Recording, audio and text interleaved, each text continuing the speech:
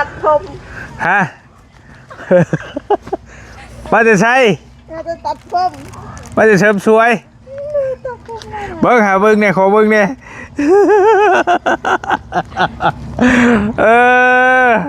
ไปตัดหรือไปยืดตัดคือตัดแต่บอลน้ำ10,000พอตัดอยู่ก็ตัดซ้ำนะกำลังวชิยางมาอ้ายเพิ่นว่าบ่อยู่ว่าซั่นไปชายแดนว่าซั่นพอดีน้องเพิ่นย่างมาพอดีเลยพี่น้องนี่เนาะไปไปเดี๋ยวไปเลี้ยงอะไร ไปกับไผไปกับน้องเลี้ยงบ่โอ้มีแต่ผู้งามๆเว้ยไปตัดผมนี่คือค่ำคือมืดแท้แม่นอยู่บ่เฮ้ยฮะ ตอนแรกเอาไปตอนแรกเด้เพราะว่าพาเบียดเอาน้องเอาหลานคนเด้ตอนท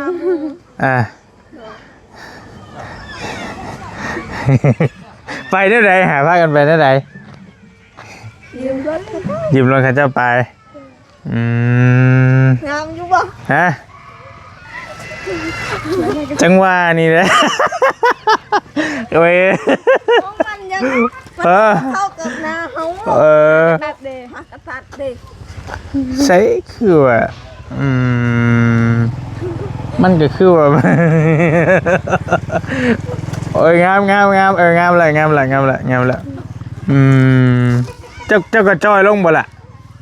ผู้นี้นะฮะสบาย เห็นบ่น้ำจิ้มเขาบ่แซ่บเหรอบ่ได้อกหักอกหยังติ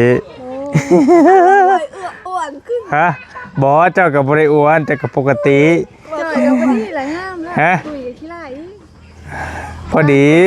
คือเก่าคือเคยบ่อ้วนปักหลายบ่ได้อ้วนโอ้ยกระเจ้าอ้วนอ้ายก็บ่มีมงอยู่แหละแม่นบ่ว้าวหาแนวว้าวของฝากไปปั่นไงกิน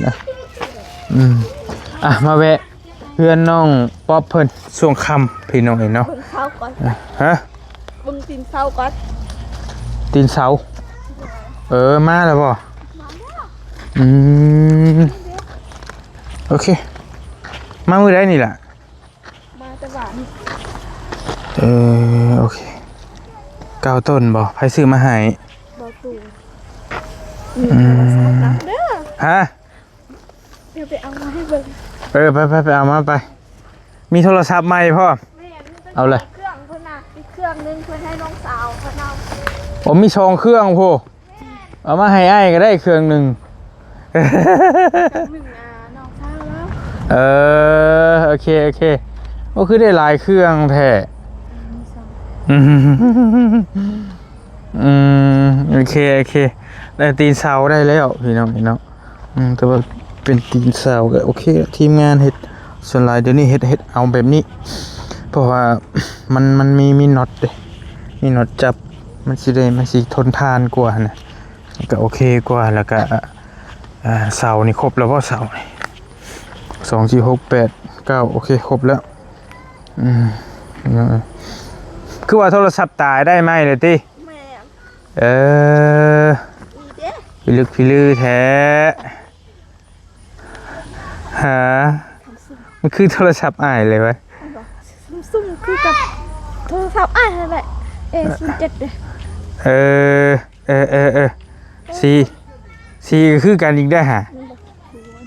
บ่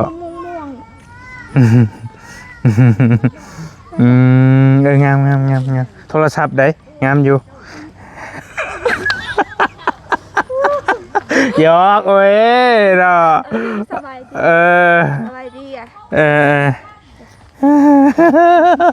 นั่งก่อนนั่งน้ำกันก่อนขอหูว่าไอซิวาฮะเจ้าคือหูทางลุงหนวดมันบอกว่าไอซิขึ้นมาเอ้าคือจักเนาะบริบอกโอเคไอ้ก็มาเวะไอ้ก็มาแต่หันแล้วบันกระดับมาแหละเอาคือเห็นตามหลังบ่เอาเลยดีบ่ชนเนาะ ไปเซมสวยบ่ไม่ได้มาเข้ากับสิลาเองคือกัน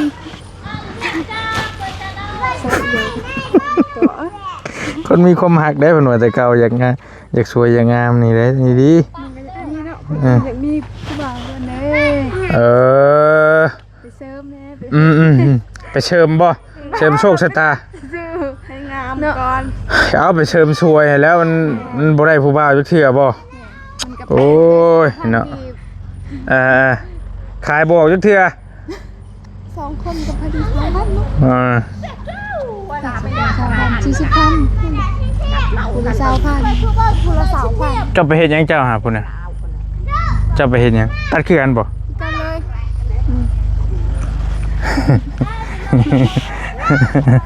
แต่ว่าผมแล้วยาวนี่พวกนี้ผมยาวเฮงจะ2 ปีแหละ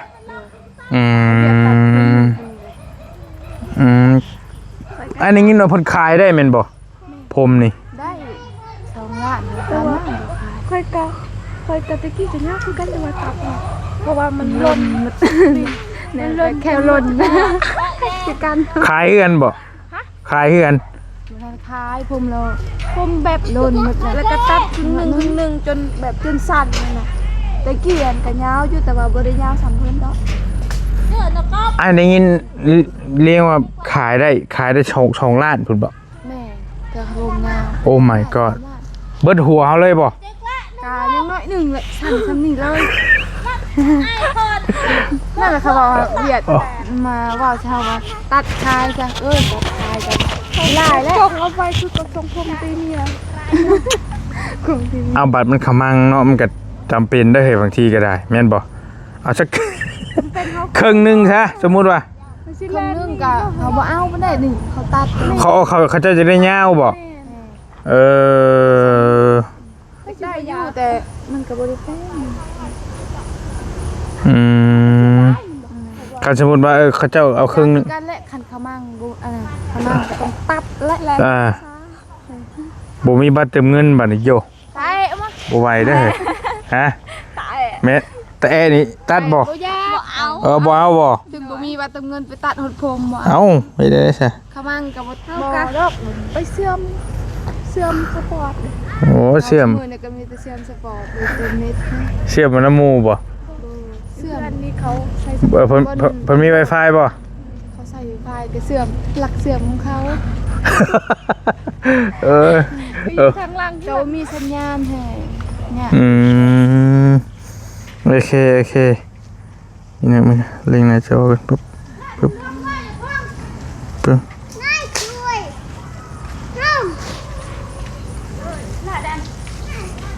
เพิ่นว่ายังก็คือว่าเปื้องอยู่เปื้องก็ชื่อเจ้าหรอวะคือว่าเปื้องเพิ่นเว้าหยังสิเด้อซื้อหญ้าเพิ่นน่ะก็เอิ้นหญ้าเอาไปให้โอ้ซื้อไปหั่นแล้วเขาสิเอิ้นใส่หญ้าไปเพิ่นคือกับอายะอันนี้น่ะแล้วเขาสิป่นกับซื้อไปน่ะโอ้ยเรียบร้อยงามเนาะได้โทรศัพท์งามเนาะไผซื้อมาให้แต่ที่นี่ค่ะแบบทำคุณยายใจดีเพิ่มก็เลยเปลี่ยนให้ว่าให้น้องสาวกับน้องสาวใส่กระดุมดีบ่าวตูนซื้อมาให้เจ้าก่อนบ่าวเชียงก็ซื้อมาให้อีกโดยว่าบ่าวเชียงเดือนมูลบ่ได้ถามกันคันว่ามื้อเดียวกันคันอ้ายมาอ้ายอีกสิซื้อมาเอาอีหลีบ่อีหลีแต่บ่ได้ซื้อแล้วเพราะว่าเห็นแล้วเด้เห็นทีมงานบ่เอามาให้แล้วยะนะพอได้ยินว่าบ่มีโทรศัพท์ซะดอกก็ว่าสิซื้อมาให้อยู่อันนี้ก็แต่ว่ากะยาแล้วมีแล้วก็ยาจนได้เฮา2เครือห้องน้องจะแบบใดซั่นน่ะคือกันเลยแบบเดียวกันเลยบ่แม่นแต่ความจำเอาคือจางกันความจำกับกล้องก็มันสิดีกว่าบ่เกี่ยวกล้องนะเดียวกันเกี่ยวเด้ฮะงามบ่งามเดี๋ยวเบิ่งสีเดียวกันแซ่บในกับของบอลลี่นี่เบิ่งบอลลี่แกมันก็คือบ่เคยเห็นเจ้าเบิ่งอยู่ หันเด้ แม่นแล้ววะนี่อันเดียวกันเลย ได้หรอ โอ้ยสีม่วงคือกัน ก้อยบ่จัก บ่เจ้าได้หลักของอ้ายเจ้าได้น้ำหลังของอ้ายชื่อก่อนชื่อตามเนาะโอเคมันก็ใช่ดีคือว่าอะไรรุ่นนี้ก็ได้โอเคฮะมันเป็นยังเครื่องเก่านะมันมาเก่าเท่แต่บ้านน้องคอยไปแป้งเป็นยงคอยไปขายน้องสายเป็นคนใส่ตัวโอ้มันก็นักหน่วงพอสมควรแล้วกับปกติแล้วตัวนั้นก็ได้โอเคเป็นยังไงแล้วผู้นั้นได้ผู้นั้นอยู่ไสน้องอย่างวะเพิ่นเมื่อบ้านเพิ่นละบ่เมื่อเฮือนแล้วเมื่อจักมื้อแหละ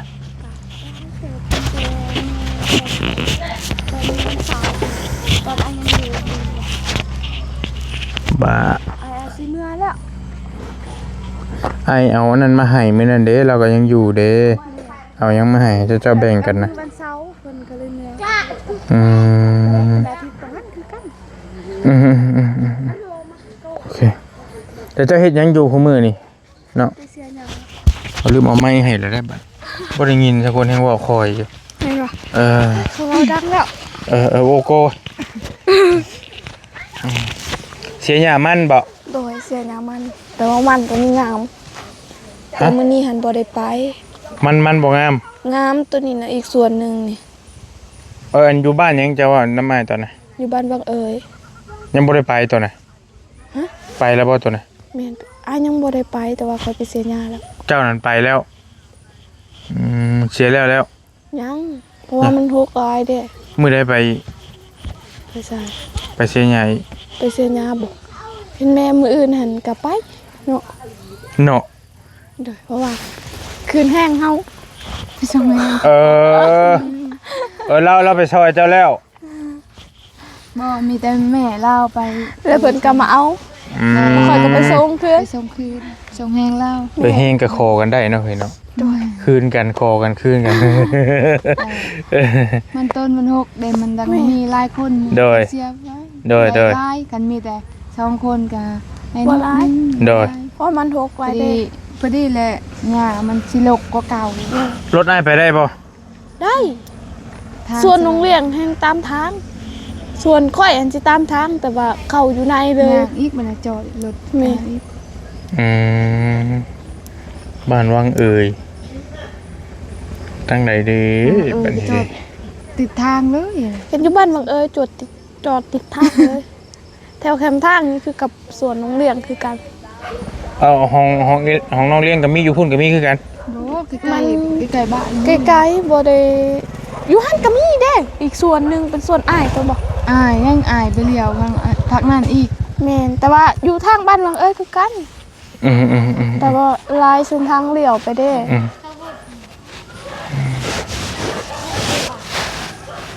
มื้อใดไปบอกนี่เด้อมื้ออื่นก็ไปมื้ออื่นเอาเลยไปครับโอ้ต้องมื้อใดมื้ออื่นแต่ว่าไปแต่ตอนเช้านะอาจสิตื่นบ่ทันจักโมงมาเอามา11 โมงบ่ทันหรอกจ้ะให้มาแล้วก็ให้น้องไปอีกก็ได้บ่พอดีเลยสิไปนำอ้ายสิฮู้นำเพื่อได้พูดน้ำนาเพื่อได้ไปเสียน้ำเห็นบ่บัดเจ้าขายแล้วก็แบ่งกันจ้าเดี๋ยวสิซื้อเสียมมาถาจะกินเสียได้จากต้นแล้วเสียได้บ่มันต้นหกเนาะแต่ว่าอย่างเดียวขอแต่อย่าเสียมันเฮาเด้อเนี่ยจังว่านี่แหละมันมือมันลั่นไปมันก็ถึกไปแล้วเนาะเป็นนั่นดอกไอ้ก็ได้แต่ได้งามกว่าส่วนนี้กับส่วนนั้นโอ้ส่วนตัวนั้นงามเนาะส่วนตัวนั้นงามก่อนแม่นะตัวหันน่ะสูงแล้วประมาณซ้ำนี้อันนั้นยืนนั่นน่ะนึงแบบมันคือสิบ่หกปานใดมัน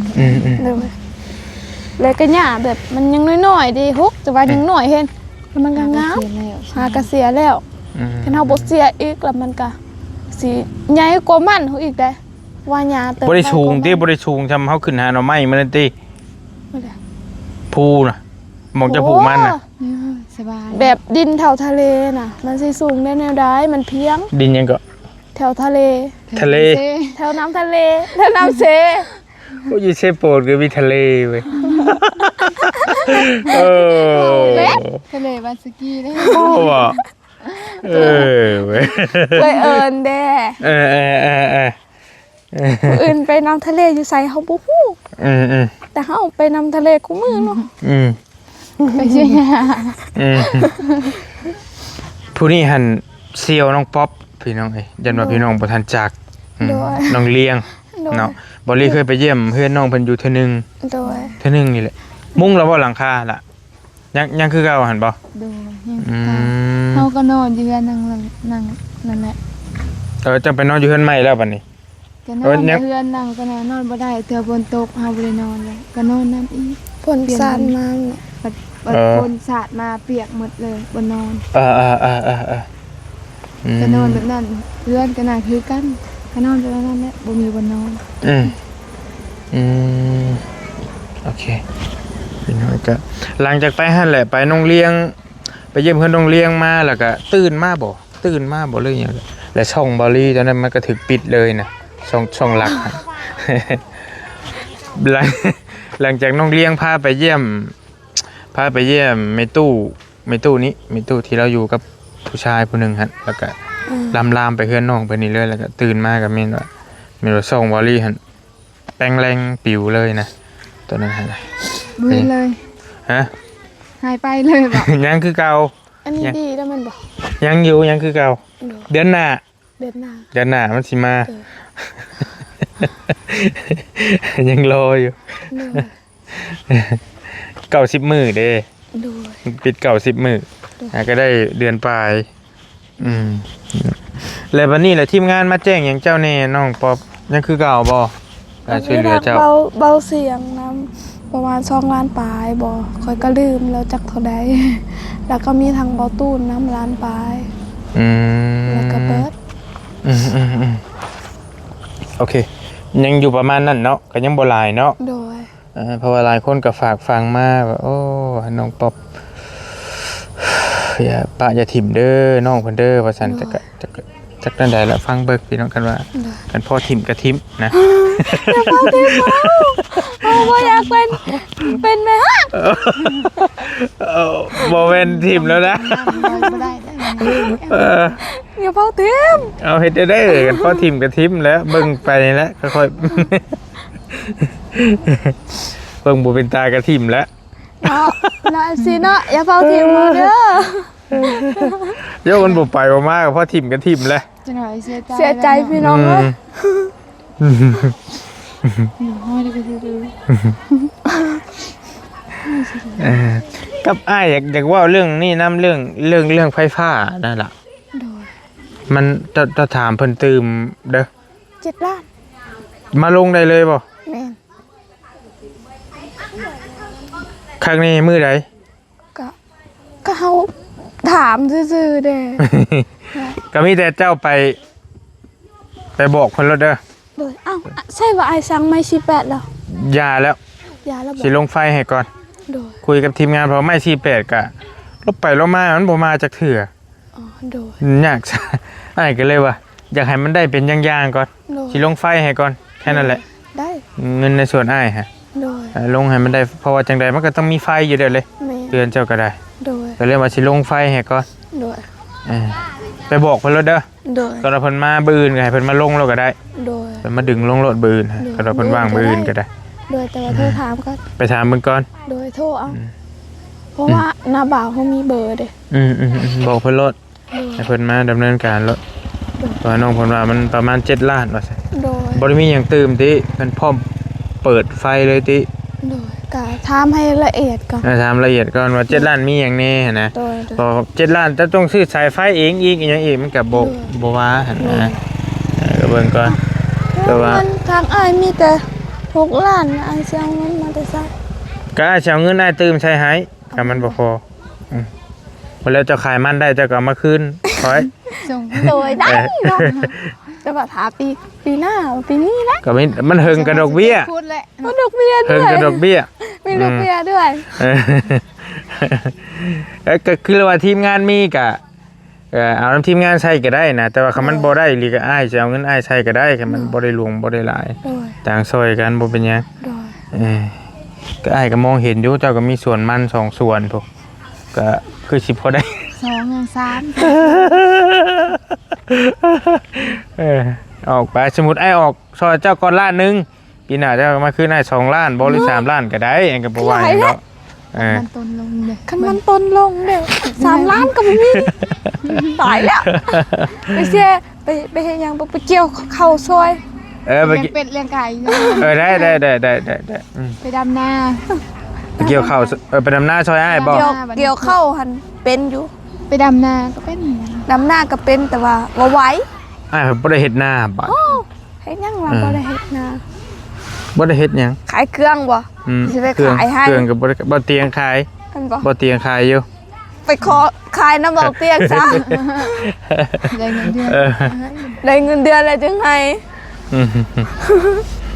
อ้ายบ่ได้เฮ็ดหยังอ้ายน่ะข้าวก็ซื้อกิน โดย แต่ก็บ่ได้พอซื้อดอกพี่น้องเอาให้แล้วก็แล้ว โดยคือดีแท้ ก็ดีอยู่ โดย น้องเลี้ยงกับอันไปเป็นเสียยามันเจ้ากับแต่ละมื้อนี่ติล่ะ โดยไปเชียร์งานมันกับแม่2คนนะ แต่บ่ได้ไปส่งแห้งสปอบกับไปเชียร์หญ้ากับแม่2คนแต่บางมื้อก็เอื้อยไปก็เอาหล้านสมมุติเอามื้อนี้ว่าสิไปเชียร์หญ้านำแม่ก็ค่าเอาหล้านบ่มีใครเอาหล้านแน่ ไปส่งเฮงนี่คือแบบว่ามันเฮาแลกเปลี่ยนกันนะพี่น้องคือ สมมุติว่ามื้ออื่นคันไปสวนสปอบแลบัดฮือแล้วก็ไปสวนเฮาอีก โดย นั่นอีก โดยสมมุติมื้ออื่นน้องป๊อปไปซอยน้องเลี้ยงมื้อหน้าน้องเลี้ยงต้องไปซอยน้องป๊อปสินะเลขกันนะเลขเฮงกัน โดย เปลี่ยนกันบ่ต้องได้จ้างกันเด้พี่น้องก็ใครอยู่ไปนั่นก็โอเคอยู่ เขาสิจ้างเขามีเงินเนาะเขาเฮ็ดแบบนั้นแล้วมันวัด จ้างมันก็บ่คุ้มเนาะ โดย มันนะ แต่บ่มีเงินแค่สแตมป์บัตรบ่มีจะจ้างคน บ่ ต้องเสียเอง นี่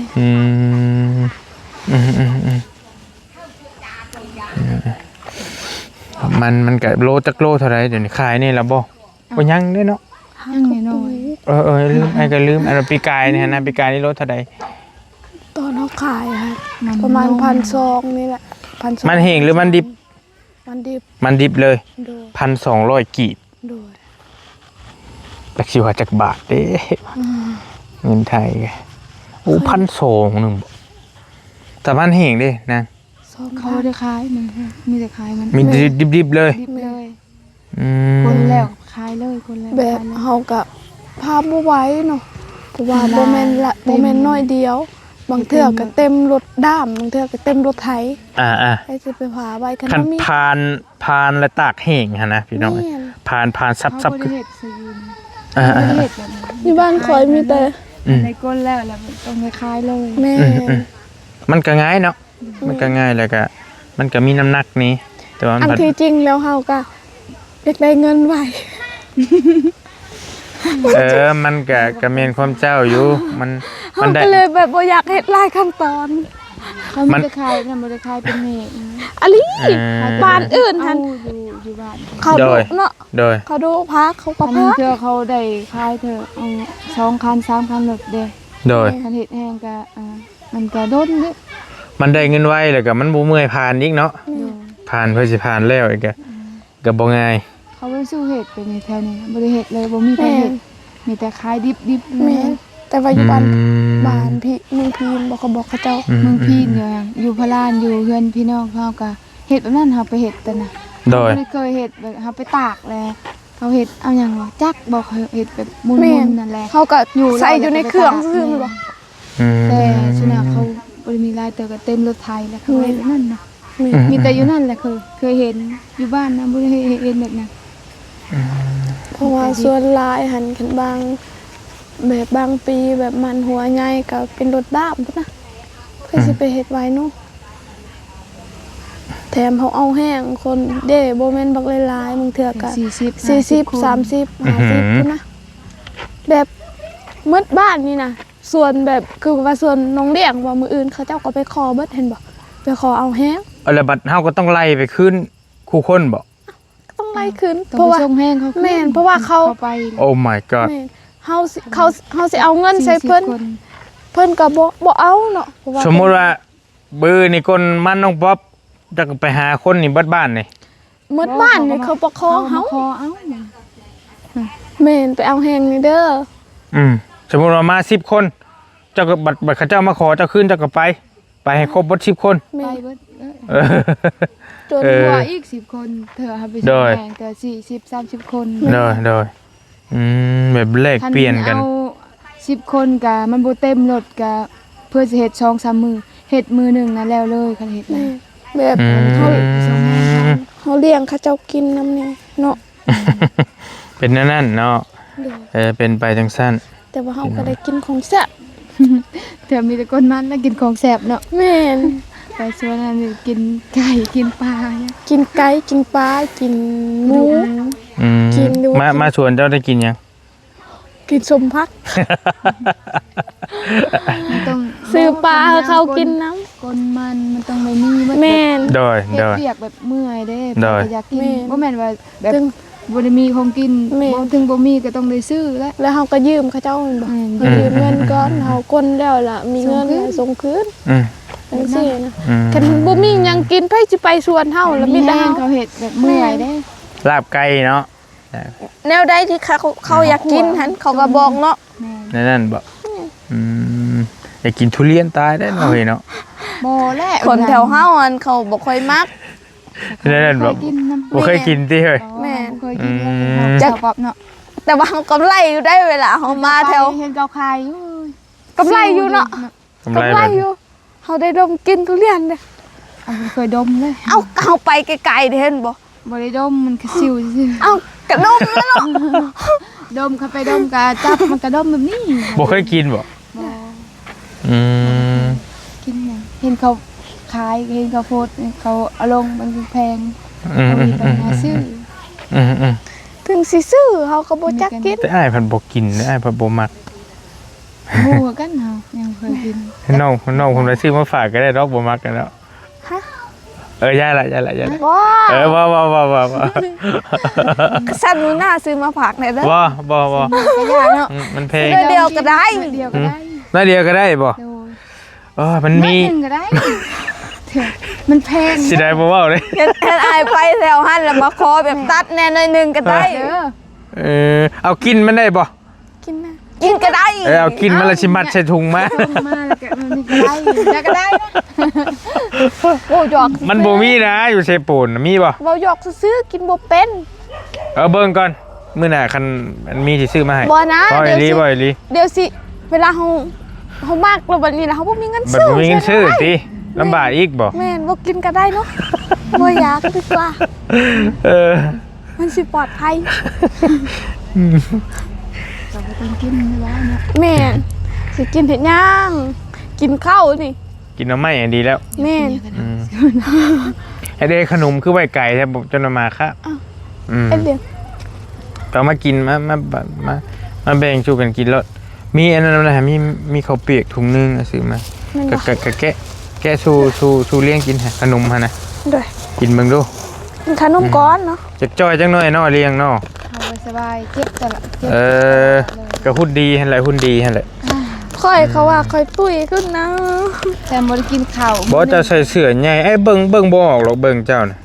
เอ้ยค่อยบ่อยากใส่เสื้อตัวน้อยๆหันค่อยบ่อยากเห็นค่อยตุ้ย เจ้าใส่เสื้อหัดบ่ใส่แบบว่ากางเกงขาเละแค่ยังกับขาเด็บบ่ ค่อยบ่มัก สิเบิ่งออกแน่หั่นน่ะ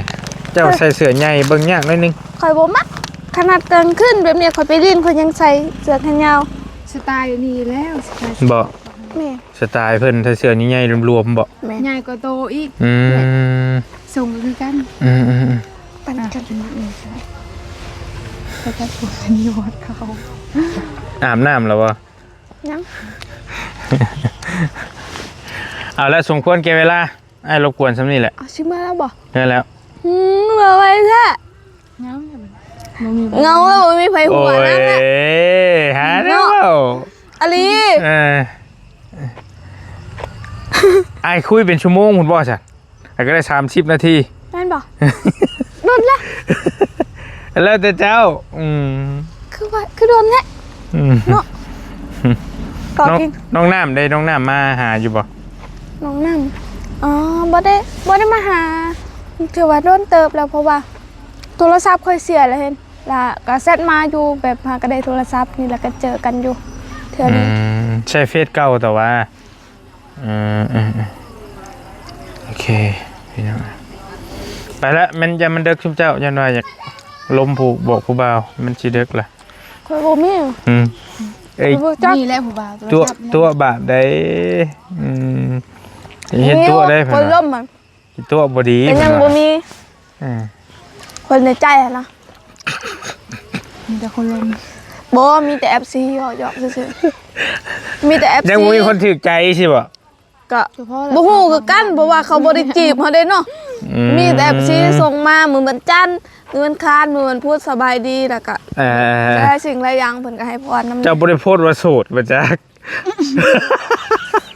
ลองโพสต์ว่าโสดเบิ่งดู นั่นบ่ โสดสักทีชีวิตนี้เจ้าว่าแซ่เซลโย อะลีนี่ก็สั้นสิครับแอบสั้นนี่แหละ จังหน่อยผู้บ่าวคือผู้บ่าวทักไปถามคำตอบคำถามคำตอบคำเขาก็บ่อยากเว้านำแล้วอ่ะ ก็ตอบจักมันได้เวลาเขาถามบ่เฮ็ดหยังอยู่ อาบน้ำ บ่แม่นหายใจ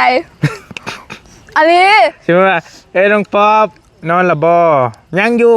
หายใจ แล้วก็จบสินะ แม่น อ่า บางคำเพิ่นสิบ่ได้ถามแบบนั้นส่วนหลายเนาะเพิ่นสิถามแบบเฮ็ดหยังอยู่จังซี่น่ะ เจ้าตอบไปได้บัดนี้ หายใจอะไรเพิ่นสิบางเทื่อเพิ่นก็ถามอยู่ เอาเป็นหยังหายใจคือบอกค่อย ก็จะถามว่าค่อยเฮ็ดหยังเนาะก็ตอบอยู่ว่าหายใจ โอ้คันตอบมาให้ไปได้เนี่ยป้าให้มาเผาเฮือนถิ่มแท้ๆเลย ก็ผู้บ่าวได้เนาะจักสิลมแบบใด มันก็ต้องมีแหละเห็นว่า แม่นบ่แบบนี้บ่เฮาจึงบ่มีแฟนล่ะ เจ้าจะว่าคือป๊อปโอ้ยบ่ คนจนมาถามน่ะ อย่าว่านะ อันนี้บ่ได้ตัว บ่จะตัวเด็กน้อย บ่ได้ตัว ไอ้เฒ่าแล้วไอ้หู้แล้ว บ่ ไอ้หู้เบิดแล้วมันยังกะ น้องกันหั่นเหรอ รู้จักเบิดแล้ว คันคนฮู้จักเขาสิเสียงมานี่ล่ะ ผู้บ่าวเด้อ คนเสร็จหาแล้วก็แล้วมีแต่หิน เห็นเขาเซ็นมาเห็นยังอยู่ก็หายใจเนาะ แบบเพิ่นว่ามีผู้บ่าวเขาอยู่ฝั่งถกฝั่งไทยธรรมดา เอาก็อัดเสียงเอาเขาเล่นเกมเด้เนาะอะไร จะได้มีผู้บ่าวเขมิ้นจะหน่อย คอมเมนต์บ่ของผมตีเมีย อันผู้ชิดผมปุ๊บมาเด้ไอเด้อเอานั่นแหละก็จังว่ากันไปเด้อไปป้ายเด้อบัดนี้เด้อ บ๊ายบาย โอเค เดินทางปลอดภัยเด้อขอจะอวยพร ขอบใจแล้วแบ่งน้องเลี้ยงนี่เด้อ โดย น้องให้แบ่งกัน เดี๋ยวสิกินน้ำกัน โอเคไปโอเคเดินทางก่อนบอลลีก็ได้มีแต่มายามทั้ง2 สาวเพิ่นพี่น้องเพิ่นกับเมื่อแล้วมาตอนค่ำๆเพราะว่าบอลลี่ไปมาเรื่อยๆขึ้นไปเฮือนใจดีเฮือนน้องเลี้ยงไปยาม2 สาว3 สาวเท่านั้นแหละก็มื้อนี้มีขากลับลงมากับมายามทั้งน้องป๊อปเฮาเพราะว่าหลายคนก็ฝากฟังอย่าป้าอย่าถิ่มน้องเพิ่นเด้อบอลลี่เด้อว่าซั่นเนาะแนวใดก็แล้วแต่การช่วยเหลือน้องตอนนี้ก็มีอยู่ตีนเสามีเสาเนาะแต่ว่าแนวอื่นก็น้ำบอลลี่หันมีอยู่ประมาณ6 ล้านไปปลายรวมประมาณ10,000บอลลี่จะเอาไฟเข้าให้น้องเพิ่นตะกี้ว่าที่สั่งไม้มาแต่ว่าสั่งไม้มามันก็พอกระเทินกันเลยว่าเอาไฟลงกันแล้วกันเพราะเฮือนน้องเพิ่นก็บ่ทันมีไฟเพิ่นต่อมาแต่เฮือนเขาเจ้าเด้ดึงไฟลงให้มันแล้วเป็นอย่างๆก่อนเพราะว่าการเฮ็ดเฮือนเฮ็ดสร้างเฮาก็ต้องต่อฟืนต่อไฟเด้แล้วก็ต้องมีฟืนมีไฟกบไม้กบตอกแล้วก็จังค่อยว่ากันได้ก็ได้อยู่ดีมีแฮงไปก่อนบ๊ายบายพี่น้องฝากน้องเพิ่นเด้